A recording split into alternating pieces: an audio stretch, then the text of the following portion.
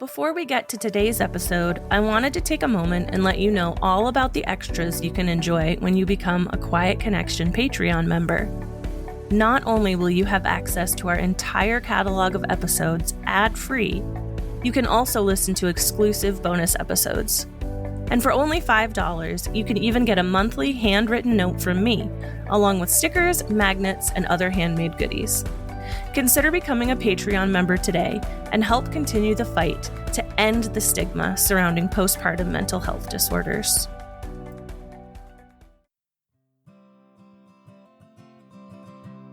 Hi, welcome to Quiet Connection, a podcast dedicated to ending the stigma around postpartum mental health. I'm Chelsea.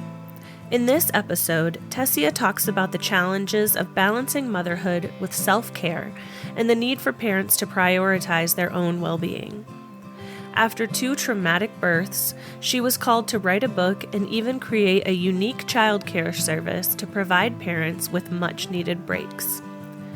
Tessia emphasizes the need for a shift in the narrative around motherhood, focusing on the mother's happiness and self-care as key factors in raising happy children.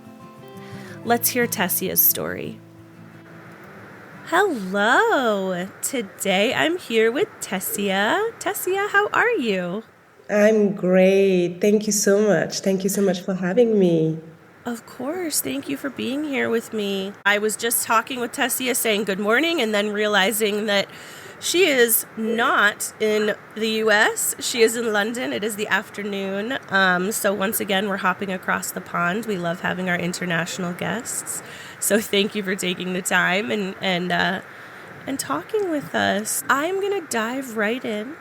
And I'm going to ask if you could tell us a little bit about yourself as well as who you were before you became a mom. Yes, my name is Tessia. I'm French. I'm based in London currently. It's been a couple of years now. I have 2 boys, now 11 and 9 years old, born here in London. So before becoming a mother, I was already living here in London. I was working and nothing special, I would say, before. And when obviously they arrived, everything changed for me. And I think it's the same for a lot of, mothers out there. I've made the decision to stay at home, to raise them, to be with them as much as I can. It was a great decision, and it's a decision that I could make as well. Sometimes you don't have that type of, option. So I was grateful for this. Everything was, I would say, you had, 2 sides of the story, I think, sometimes, because I was so happy to become a mother. It's something that I always wanted to be, but it was impossible to anticipate, obviously, what I would go through. And that was tough. That was very, very difficult for me. When we just start with the birth, both of them were, I said I have 2 boys, so both of the births were traumatic. They were very lengthy, and I was in labor for the first one for 32 hours and for the other one for 42 hours. I know some mothers it's even more than that, and other it's less than that. Everybody has his own, obviously, story, but it was very difficult. And I had C-section, emergency C-section for both of them. So the baby arrived and you're already in that state of tiredness. You don't know what's going on because everything, goes fast as well.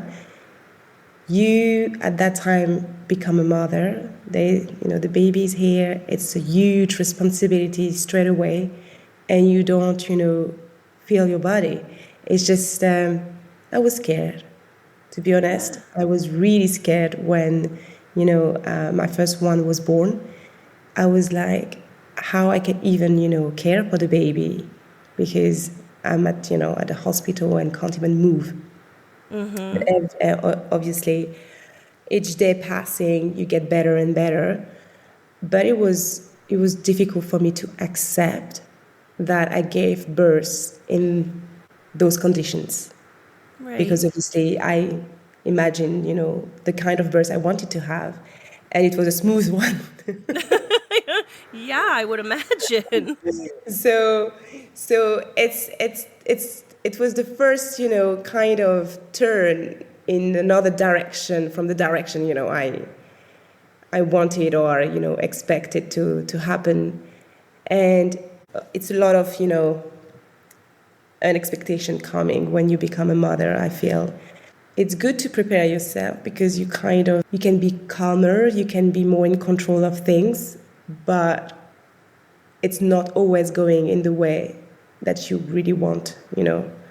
So it's something that we need to be aware of, and that's okay.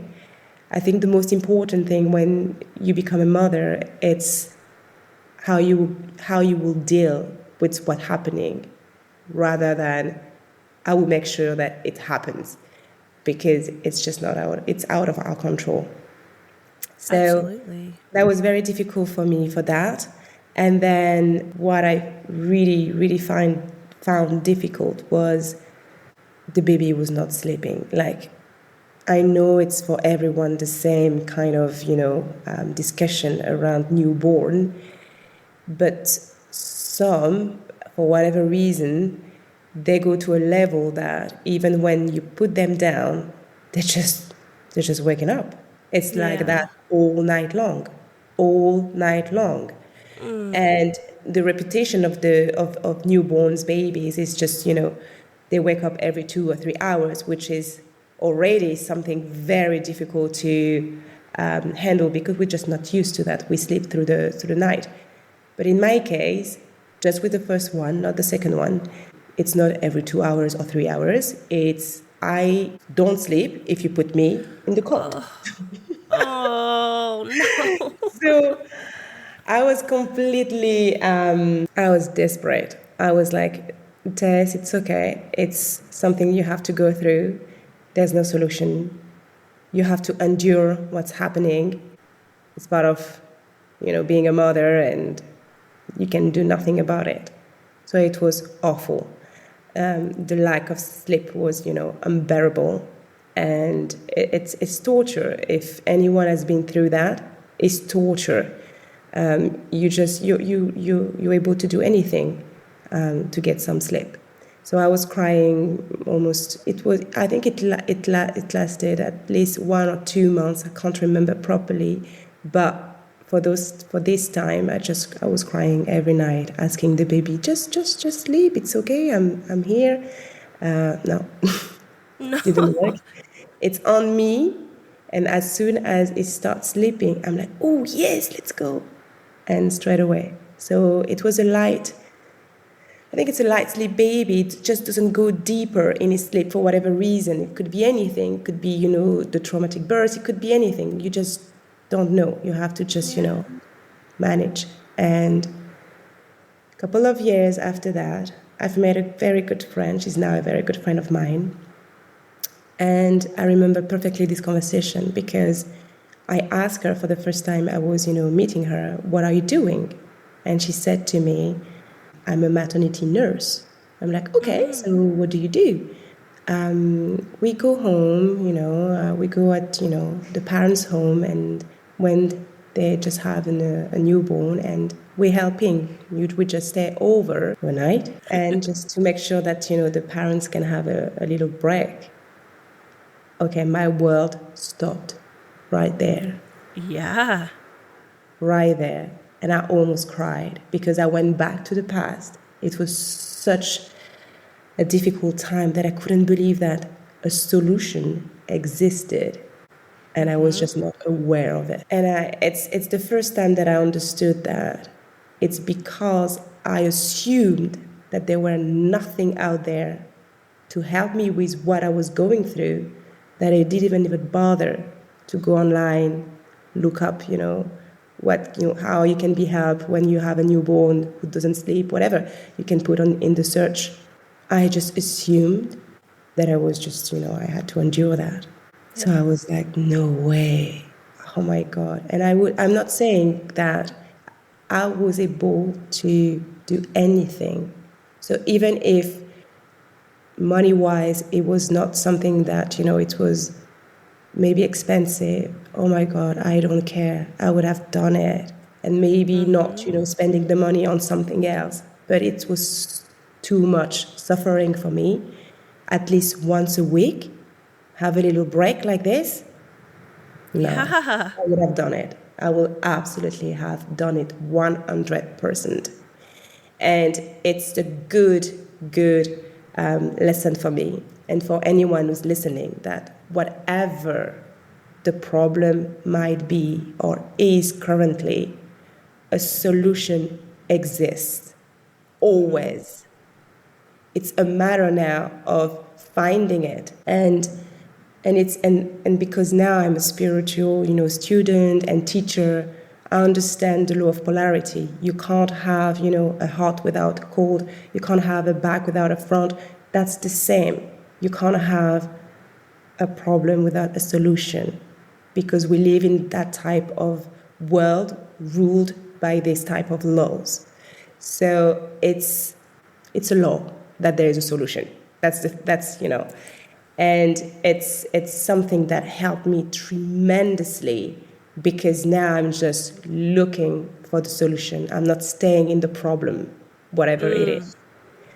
And I think that is one of the greater lessons this, context gave me. That it's so cool to start hearing more and more moms and parents talk about finding out about these. I mean, it's not cool that you didn't know about it then, but that hopefully this next generation of parents is hearing this and is knowing now that these things exist. In the US, we call them postpartum doulas. I don't know what it's like in the UK or in London, but in the US, it's definitely not, it's not covered by insurance. It's not something that's widely known about. It's not super accessible, but it does exist. It exists, and hopefully in raising awareness and sort of spreading the word, maybe we can make it more accessible, because in other parts of the world, that's just what happens. People come and they take care of you and they take care of baby, but they take care of you first. And like you were saying, if you could have just got some sleep, what a world of difference that would have made. Sleep is so huge, especially in relation to your mental health. So, a few things that I heard you say that stuck out to me were that you were crying and just crying and crying, and you were like, well, this is just what babies do. And I think that that's the assumption that a lot of parents have, is that this is just what babies do and I just have to deal with it. Is that kind of where your mind was at the time? Completely. There's no other way out. There's no exit. You just have to do what you have to do, and it's just endure physically what you have to endure there. But today, so if you were going through that situation today, do you now, and knowing what you know, do you think you would feel more comfortable being like, nope, I need help? I need to find a solution. I knew I needed help, but I assumed that the help didn't exist, that type of help. I needed help, but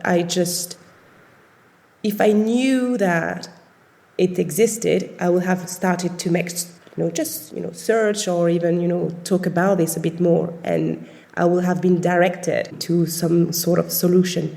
But I didn't say anything because I didn't believe that, help could be there for me. It's just a lack of awareness. It's just ignorance here.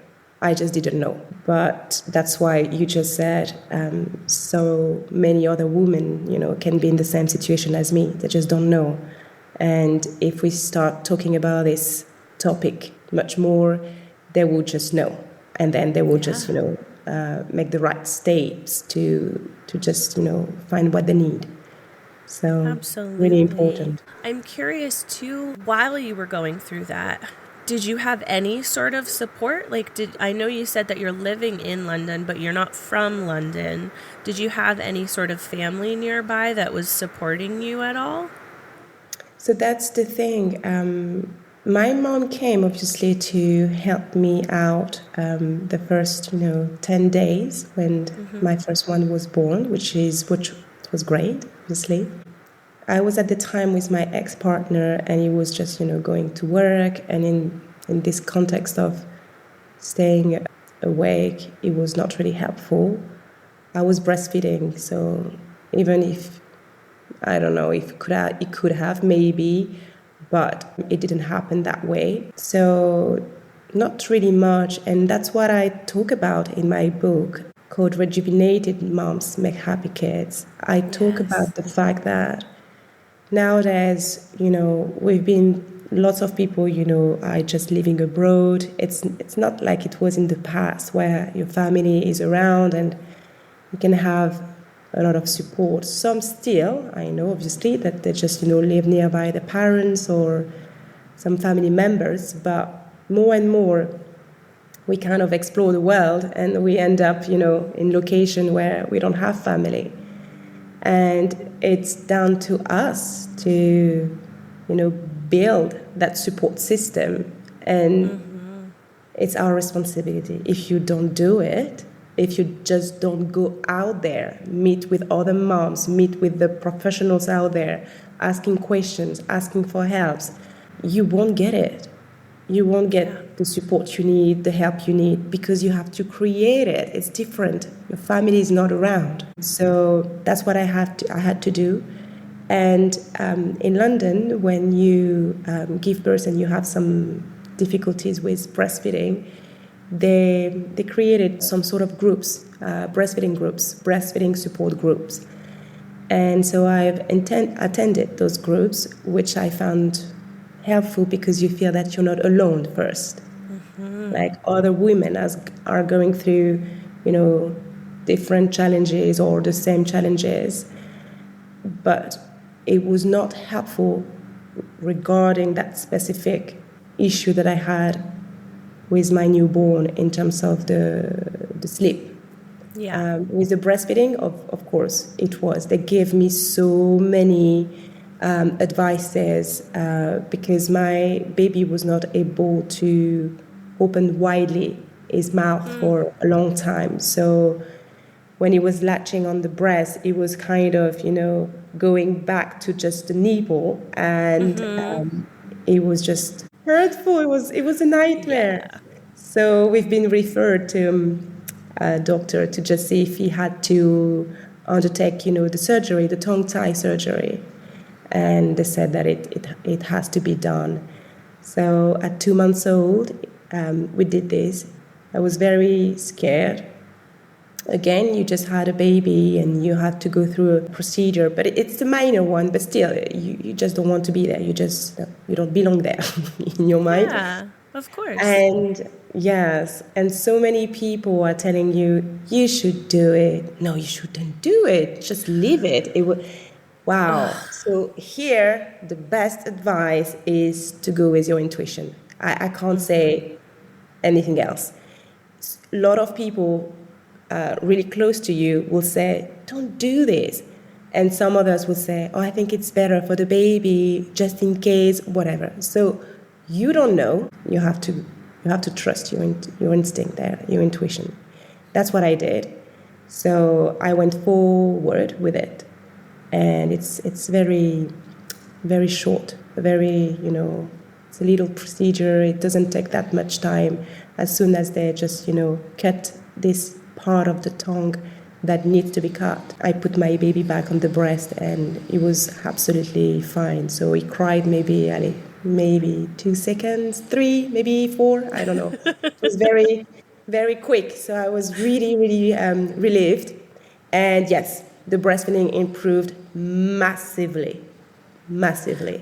So that was something that I should have done. It was great. I wonder too, I'm curious, since you said like the sleep issues were like the first like 2 months, and then do you think it might have been related to the tongue tie and the trouble breastfeeding? We talked about that, and it could be a lot of different answers. It could be the birth as well. It could be that, he needs to feel me all the time.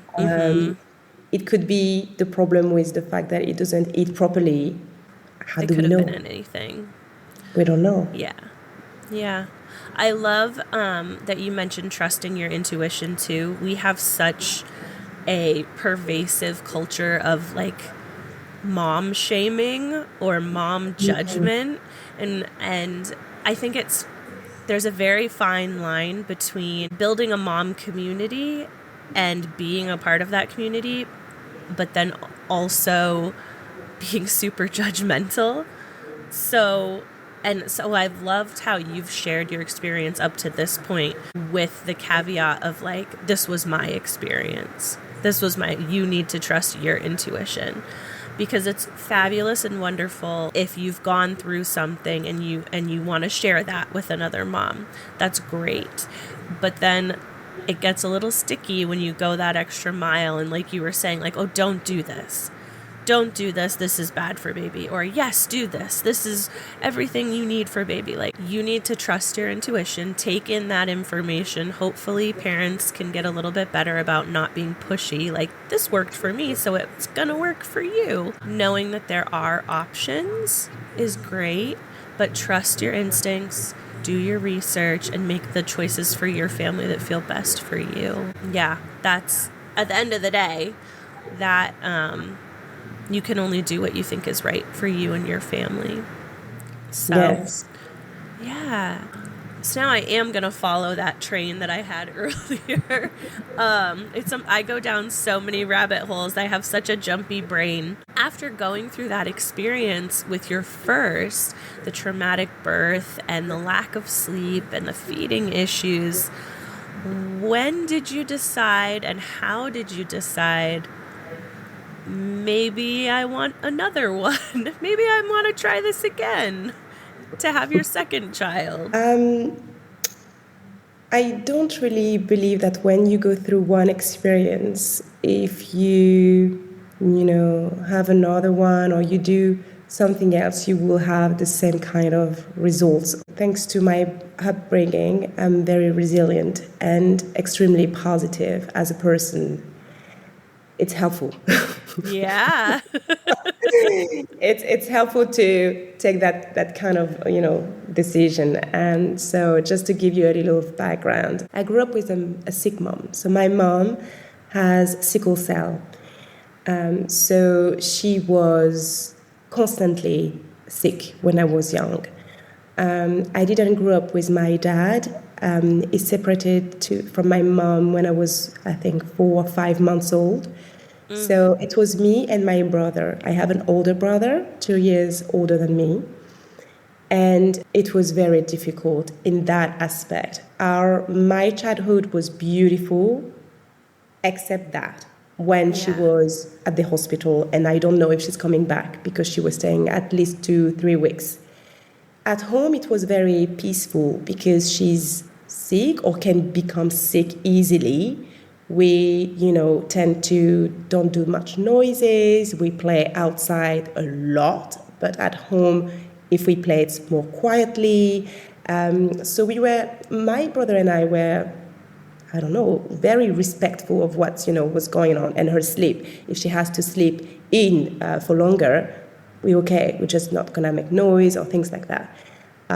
Thankfully, my grandmother came to live a bit with us, and with my auntie, so they gave my mom a lot of support. I think through that experience, I came to that belief that if you're not sick, like her, and not having kind of a life, everything else is all right. Yeah, that's an Because for interesting me, take on it. it was so awful to see a woman like my mother always at hospital or always sick, that if you don't have that, wow, it's heaven. So anything that's coming my way thinks I'm, a child. Of course, I'm like everyone else. I'm going to be sad or it's going to be tough or whatever, but I'm not going to stay there. I'm always moving forward. I don't stay too long in what's happening when it's negative or, uncomfortable. I'm like, Tess, you're not sick, you're full of health. And as soon as, I have this, thought, boom, I'm back to, So I'm going to cry. I'm going to cry, of course. I'm going to go through that sadness. I'm going to express it. And I'm going through whatever I have to go through, right? But I'm just not staying there too long. And I think it's something that is coming from my childhood, the way I've been raised. She showed me too much courage for me to, not following on her steps. So I'm so grateful to not be sick, to be healthy. And I think it's the best gift ever you can have on this planet. And I have it. So with the rest, I'll do my best. That's quite the superpower, Tessia. I will because not everyone in that situation would take that away from it. So that's absolutely beautiful to hear that you, even in the face of like watching your mother suffer, you took that and you said, you know what? I can find joy. I can find joy. And yes, I'm going to feel my feelings, but I have my health. I can find joy. That's a superpower. But Chelsea, my mom was able to be happy while she was going through that. If she can do this, my home was a home of joy and peace. My mom was not blaming us or blaming life or blaming others. She was a happy woman. So if she can do that with this miserable life, that's my perspective that she had. She didn't grow up the same way we did. She was always sick, so she was always not really having friends, not going to parties. My mom, I think, in her whole teenager, period, whatever, she just maybe went to twice in her life outside. Yeah. She's constantly sick. Yeah. So if she can find happiness in this life journey for her, woo, I think it's easy peasy for me. Oh my gosh. Your mother sounds like an amazing woman too. Oh my God. She is. She is my inspiration. She is my, my everything. Come on. She's amazing. Yeah. And to hear you say earlier that you knew you always wanted to be a mom, like I'm sure that part of that came from the love and joy that your mom provided you and your brother. Okay, so superpowers apparently run in your family. You guys have the superpower of feeling your feelings and still finding joy in life, which is beautiful. So you went into your second pregnancy being like, this doesn't have to be the same. This doesn't have to be the same way. Take me through that birth process. Oh, that was awful because I told you I was like very positive. So I go to the hospital and after 10 hours of labor, I say to the doctor, it's weird. It's 10 hours already. Let's go with it. Let's do the C-section. No, Tess, come on. It's not the same birth. It's two different pregnancy. You need to have faith. Oh, okay, believe me, I have this kind of faith, but it's already 10 hours. So we can just, avoid all this nonsense.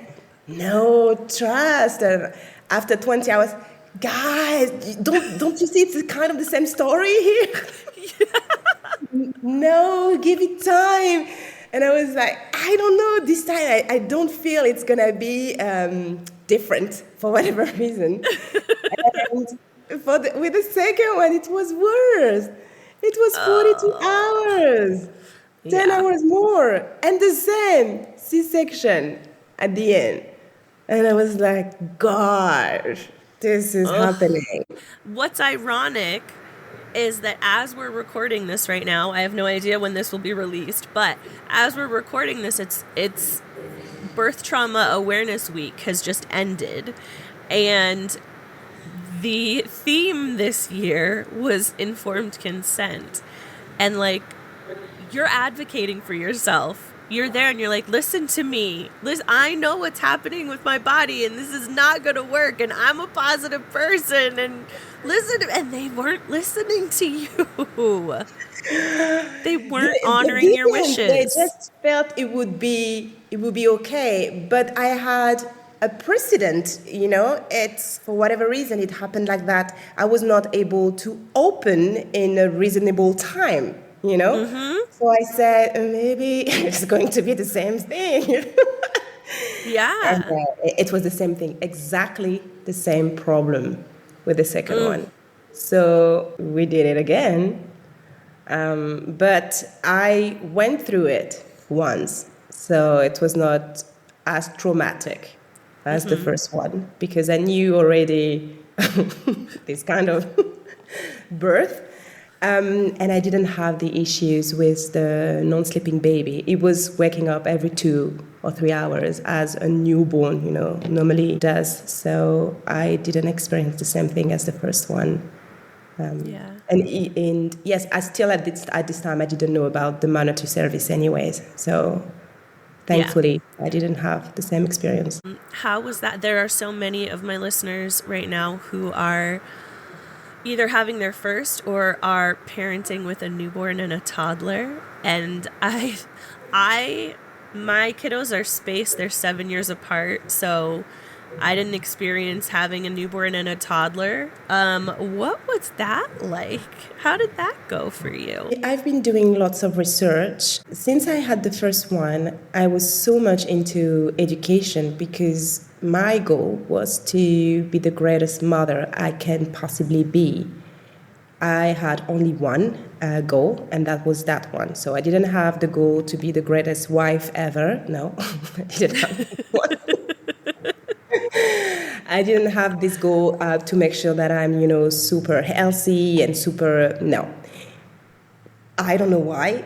I had just one goal: it's to be the greatest mom possible ever, which normally I have to include being super healthy and super, because that's the way. It's a way for you to be the greatest mom. So I've done, and I thought for me, being the greatest mom is to know as much as possible in raising children, positively and make sure, your children are happy, healthy, and thriving in life. So I went to books a lot. So I self-taught myself a lot. So having a brother or sister, whatever, I've read about it and how you can introduce that and how you can, make sure that, you get the first one is not really, doesn't become too jealous, but there's a bit that you can't avoid, okay? Right. The first one was the first one, okay? Just my baby and us, and suddenly there's someone else. So it will be tough for anyone on this planet to kind of feel that you are replaced. So I did my best. I did my best with what I, learned to work that out. In terms of how it was, I decided to hire someone, but not to have, for me to have me time or breaks, whatever. It's because I was doing so much with the first one and I didn't want him to lose on this. So while I was still doing, let's say, swimming lesson with him, I needed someone to care for the baby. I can't just go into the pool with the baby and the toddler. So, but it became too tough regarding caring for myself. Yes. Caring for myself, having time for myself. And that's when everything started to trigger, in a sense that this little voice was always constant here. This is not the right way. This is not the right way. Might have been, it's too tough. It's too tough. There's, no time for you. Before you said, tell me who you were before. Okay, I was working before becoming a mother, but I was going to the gym. I was going out, with my friends. And all of a sudden, I don't do these kind of things anymore. Those kind of things are still, part of who I am. Why? Because I still want them. Some mothers, they just don't want them anymore, and that's fine. They are in harmony with what's happening, and they don't really miss that. I did. I did miss, going to classes, gym classes. I missed going out with my friends.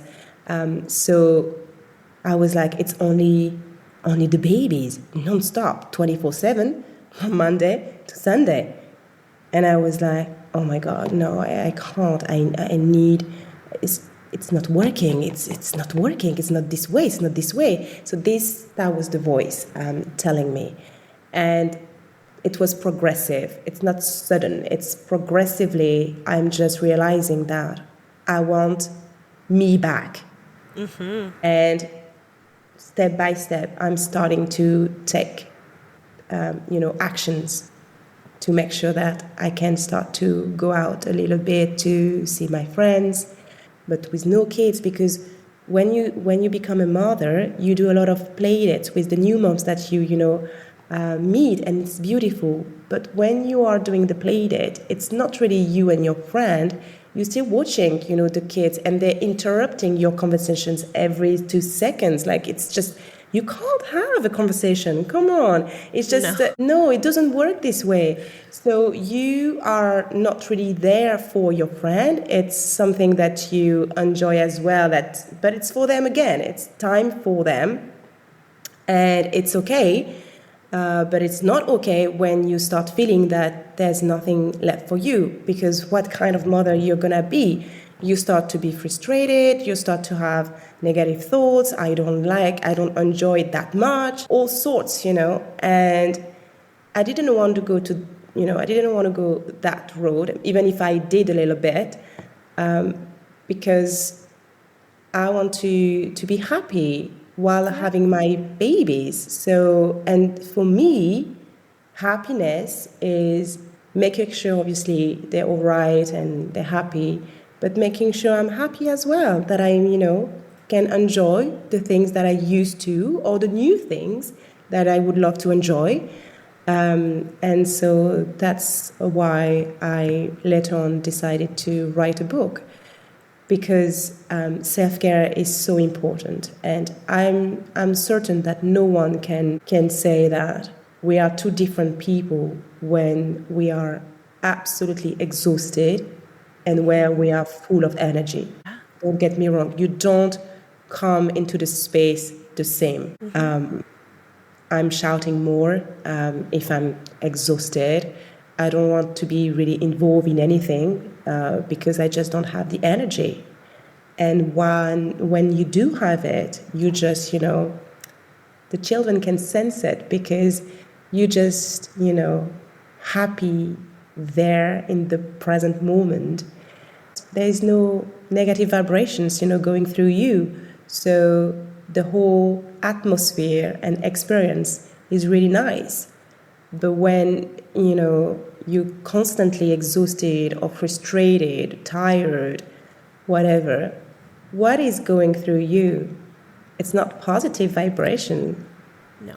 It's not. So if it's negative ones, then obviously you express them, people can sense them, the whole, atmosphere, it's more tense, it's different, and that's reality.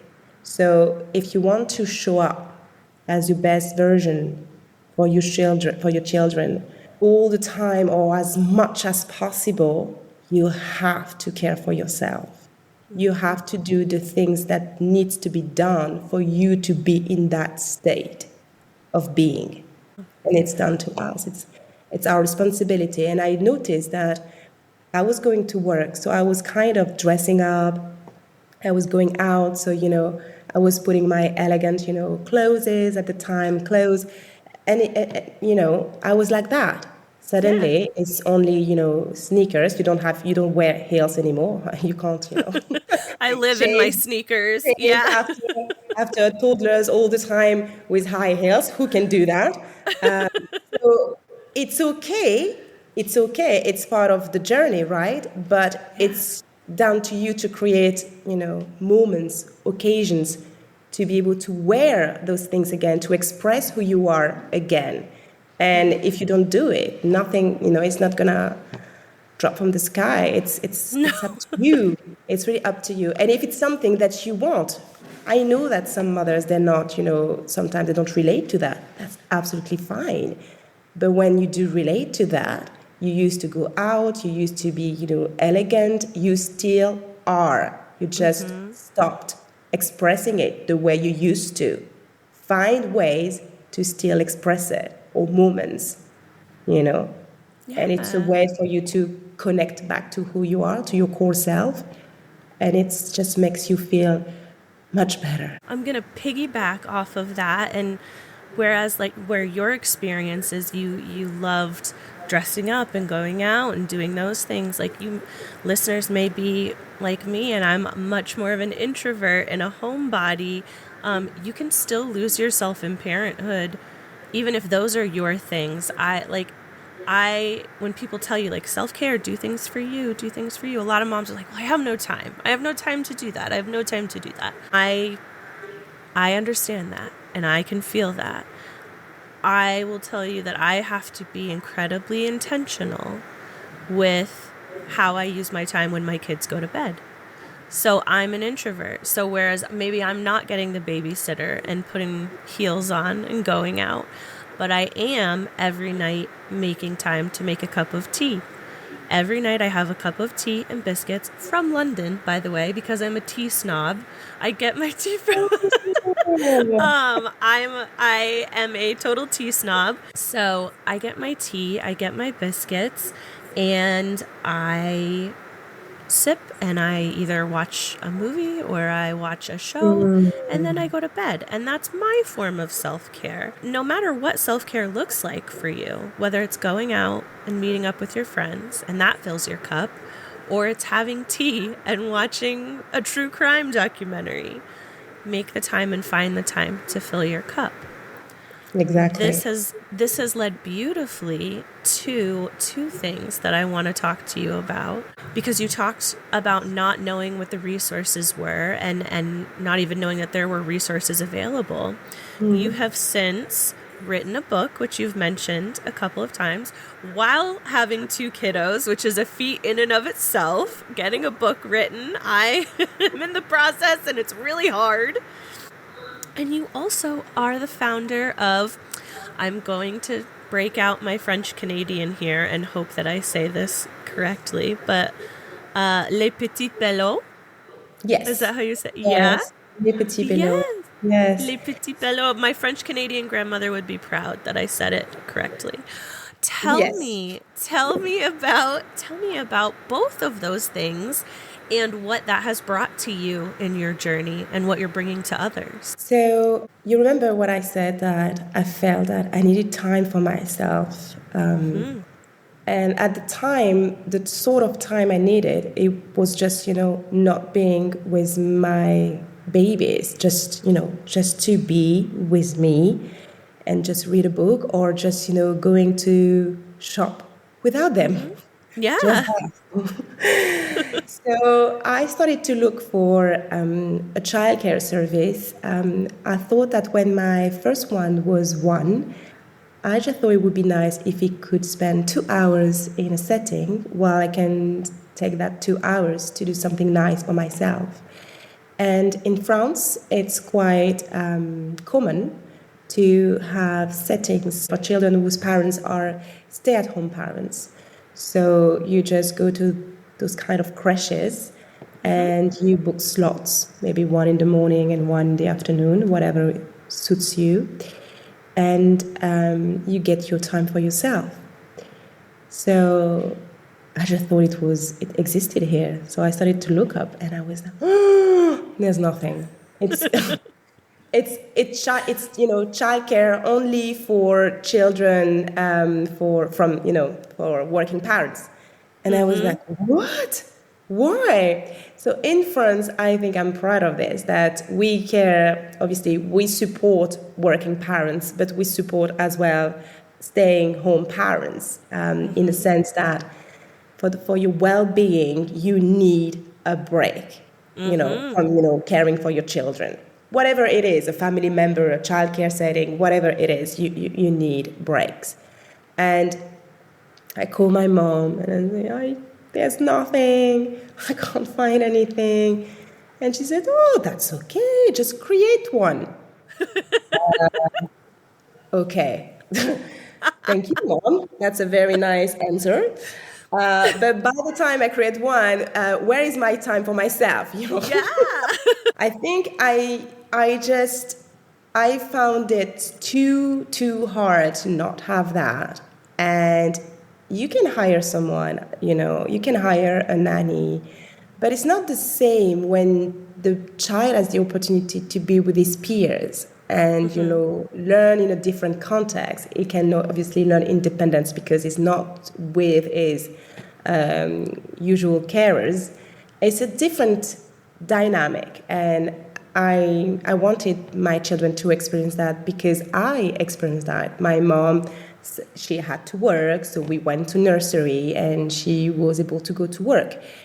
I have no memory of anything wrong. I remember my time was, nice. So, and because I had to work, I went to the States for a year and I was an au pair. And to get that place, I had to work in a nursery in France.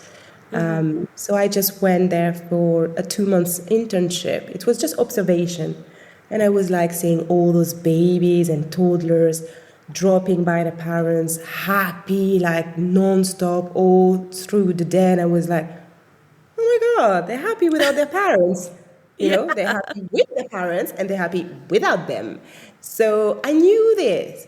I knew there was nothing wrong doing this, or there's no guilt for me. It was where I was coming from, and I've noticed that with my own eyes that everything is all right. So I decided to have a go, and I created my little creche called Les Petits Belots, and I thought it was very nice to introduce children to another language as well, because I speak French, so why not? So it has been going well for years, but with COVID, things changed a little, obviously, because it's not a necessity. If there is a virus out there or time are, kind of uncertain, you keep your baby home, It's not like you have to go to work and you have to give the baby to be cared for. So it has been difficult at the end. So at the moment, I'm not running anymore. Maybe it's something that we'll try again or not. But I did that for years, for at least seven years. It was amazing, seeing all those parents, most of the time mothers, saying how grateful they are to be able to have those couple of hours for themselves, because we were taking the babies very early, so at 6 months.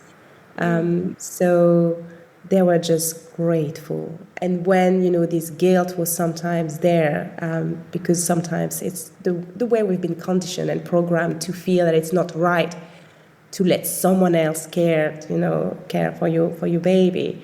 When they were coming in and seeing all the babies and toddlers, as I saw it when I was, working in that nursery, happy, engaged, wanted, to be there and in a safe, environment, there's no guilt because the baby is literally having fun. So why would you be guilty of anything, Yeah. Yeah. I love that you did that. I love that you created that.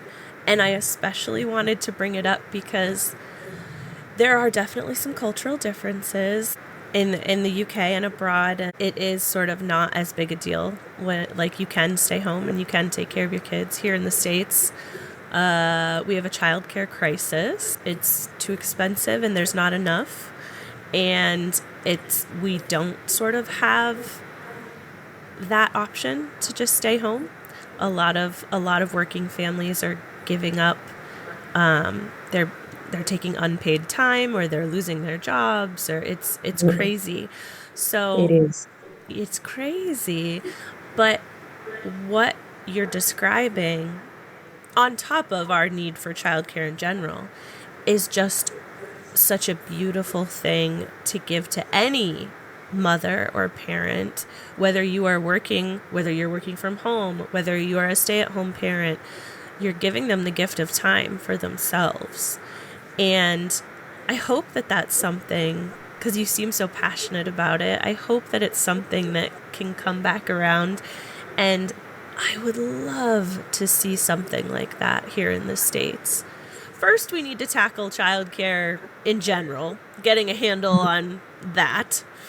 And then maybe that drop in, drop out sort of program, that would be a lifesaver, Oh my gosh. especially for parents who are going through any sort Yeah. of mental health challenge or physical health challenge or just challenges finding yourself again. Yes. No, it Yeah. was very, all parents, all through those years, were just so grateful and happy. And obviously the children as well. I'm still in touch with so many parents as well. It speaks for itself. It's something that it's needed. It is. Yeah. I wanted to absolutely make sure that we touched on it because when I read about you and I read about that, I was like, oh my goodness. that is just incredible. Incredible is kind of my word. I I have to love this choose a new word. word. I love this one. And then, it's while I was obviously running Les Petits Belots that I completely felt called to share my story, my own journey, to just, make sure that conversation can, be there, that, mother can be at the center of the conversation.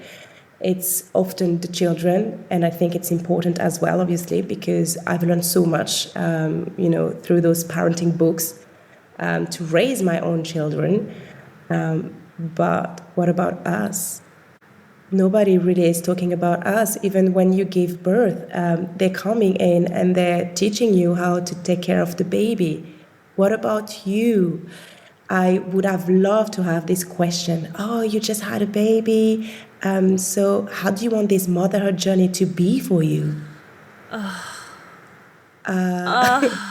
Really? What do you mean? Like, I don't know. Do you want to take care of the baby Monday to Sunday nonstop? Do you want to go back to your activities? Do you want to do something? What does matter for you? Never had those kind of thoughts at all until the little voice came in and said, "Yeah, do something." Those thoughts never came. It's very strange because going to the gym or to classes, it's something that is part of me. I'm a dancer since I'm 6 years old. So why on earth I never thought about that? Because you're supposed to be there for the baby. It's a societal expectation. Yes. It's not, it is a societal, and again, something you said earlier too, like put it, oh, well, I don't want to put my baby with like other people and a lot of yada da. Like, we weren't meant to do this alone. We were never meant to do this alone. Raising children and raising little humans was meant to be done as a community. And Yes. what a gift it is to be able to do that with other families. So yeah, like everything you're saying is hitting me. It's resonating with me, and I love your mission and I love your message. And I Thank want to be you. mindful of your time. And I feel like this is a great opportunity to sort of lead into, I have like 2 wrap-up questions that I usually don't decide on until I've finished a session. And I think I've decided on yours. And it's actually a hybrid. You get a hybrid Okay, question. good. Let You've sort of answered this, so I just kind of want to see how it'll come out. What do you think is the number one thing that needs to change about how we treat motherhood and the journey into motherhood as a entire world culture? Because everybody does it a little different. But what do you think is the most important thing that we need to focus on in the birth of a mother? Okay. I know, a Children, big question. children, they're learning through observation and repetition. That's the process. Even us, if we want to learn a language today, is going through, repetition. We have to repeat and repeat. Whatever we are learning, it's part of, the process. If a mother is caring for herself and, taking time for herself, she's happy, she's, her best self, they will learn from that. So what needs to be changed? It's the narrative around motherhood. It has to be centered on the mother, the parents. We include the father, but in my case, I'm a single mother, so that's why it's always, around mothers, and it was my experience. But it's the narrative has to change. Consciousness has to shift, and this can happen only through what we are doing. It's that will make the change happen, and mothers will understand that they are the main, key for their children happiness. And it's not the books, it's not the learning, it's you, it's your state of beingness. That is the key. And it's not and I don't get this impression from you at all, it's not a fake it till you make it. Don't force the smile, don't force the joy. True peace, true self-care, modeling that for your kids. And then we're going to raise a generation of kids who are going to take care of their own mental health and make sure that they're doing okay. Completely. That's their learning process. It's through observation. They see you happy, doing things that you like doing, taking time for yourself, seeing your friends if that's something that you want. They will do the same. Yeah. That's beautiful. I love it.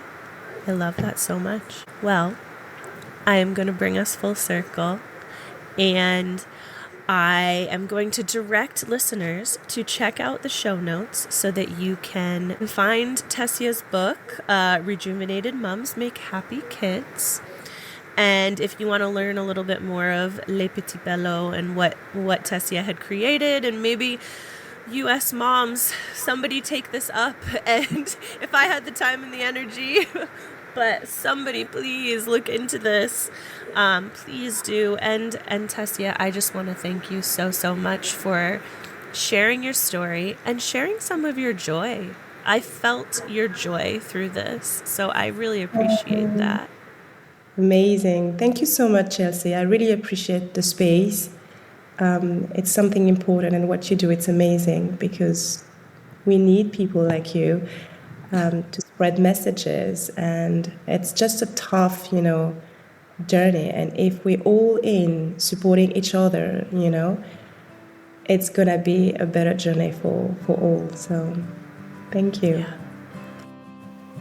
Tessia, thank you so much for sharing your story with me. Your joy, resilience, and passion for helping others shines so brightly, and I will definitely be carrying some of that with me for the rest of my day. You can keep up with us on Quiet Connection by following us on Facebook, Instagram, TikTok, and Threads at Quiet Connection Podcast.